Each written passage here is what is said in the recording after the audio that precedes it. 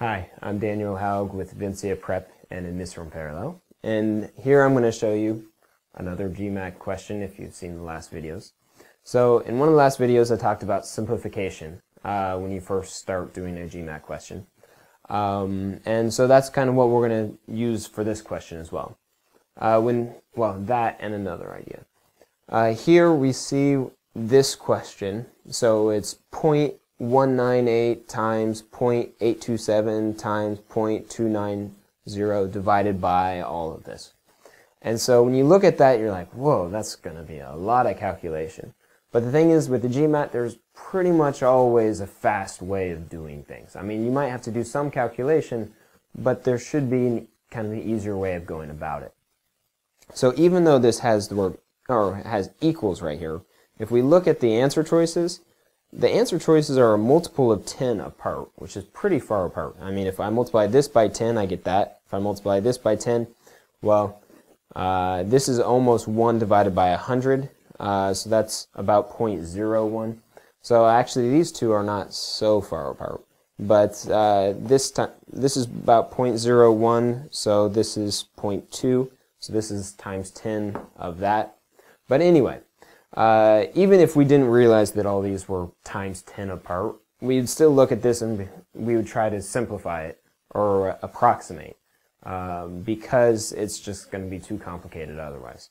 So what we can do is we can make this into 0.2 times, so we're going to round this up to 0.2 instead of, well, and we use the number in front of or behind the 1 to decide what we're going to round to.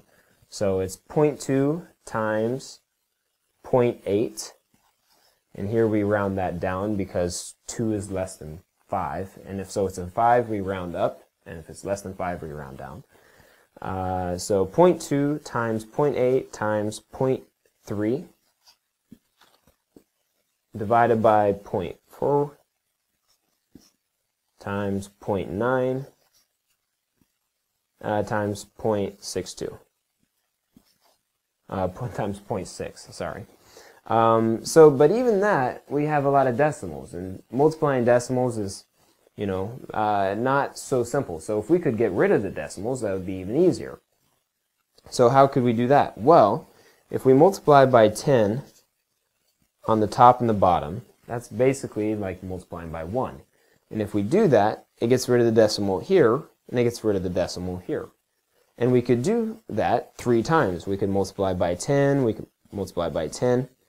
And so if we multiply by 10 3 times on the top and 3 times on the bottom, again, we basically have just multiplied by 1, we will have gotten rid of all the decimals. So now we have just 2 times 8 times 3 divided by 4 times 9 times 6.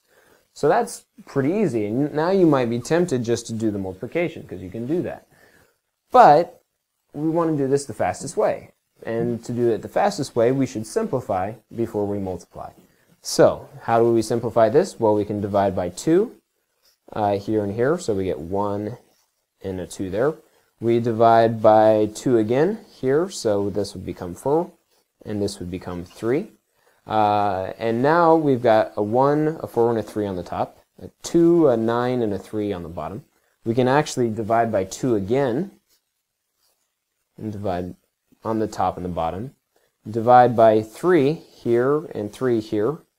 And so we've got 2 at the top, and we should, sorry, made a mistake there. That should be a 1 because we divided by 2 and divided by 2, so we should have only 1.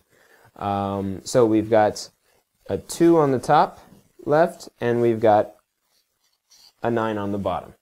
So that's our approximation. Now, if we look at that and we look here, we don't have the exact answer, which is kind of normal because we approximated.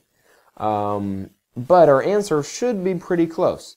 So which of these is closest to 2/9? Well, 2/9 is approximately 2/10.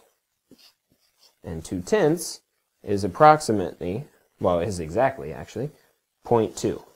So we want the answer that is close to 0.2. In fact, it should be a little bit bigger than 0.2, because when we approximated, we made the bottom, or the denominator, a little bit bigger, and it should have been divided by a little bit less. So it should be a little bit bigger than 0.2. And so do we have an answer that looks a little bit bigger than 0.2? We do. And so that would be our answer. So when you do a question, you want to either translate or simplify. In this case, we can simplify. Even if it has an equal sign, it doesn't mean that you can't approximate. Or actually, if you have something like this, that means that you probably should approximate. And that is another question from the GMAT.